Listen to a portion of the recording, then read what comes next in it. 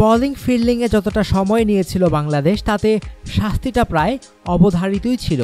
Match শেষে সংবাদ সম্মেলনে সেটি নিশ্চিত করে দিলেন মাশরাফি বিন মুর্তজা নিজেই। তৃতীয় ওয়ানডেতে মন্থর ওভার রেটের কারণে এক ম্যাচ নিষিদ্ধ হয়েছেন বাংলাদেশের অধিনায়ক। শনিবার তৃতীয় ওয়ানডেতে বাংলাদেশকে ৭০ রানে হারিয়ে ১-১ সমতায় সিরিজ শেষ করে শ্রীলঙ্কা।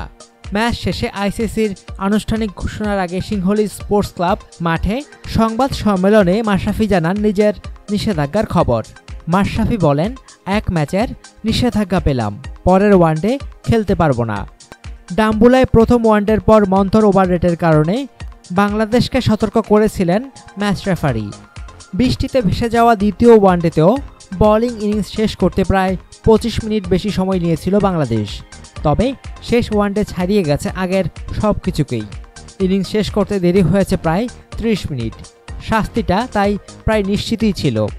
মন্থর ওভার রেটের কারণে এর আগেও নিষেধাজ্ঞা পেতে হয়েছিল মাশরাফিকে। ২০১৫ বিশ্বকাপ কোয়ার্টার ফাইনালে ভারতের বিপক্ষে ম্যাচের পর নিষেধাজ্ঞার কারণে খেলতে পারেনি দেশের মাটিতে পাকিস্তানের বিপক্ষে সিরিজের প্রথম ম্যাচে। বাংলাদেশের পরের ওয়ানডে চ্যাম্পিয়ন্স ট্রফির আগে আয়ারল্যান্ডে ত্রিদেশীয় সিরিজে ১২ই মে প্রথম ম্যাচে আয়ারল্যান্ডের বিপক্ষে খেলতে পারবেন না মাশরাফি। অনুগ্রহপূর্বক সংবাদটি শেয়ার করুন এবং খেলাধুলার সর্বশেষ খবর জানতে স্পোর্টস লাইট সাবস্ক্রাইব করে রাখুন।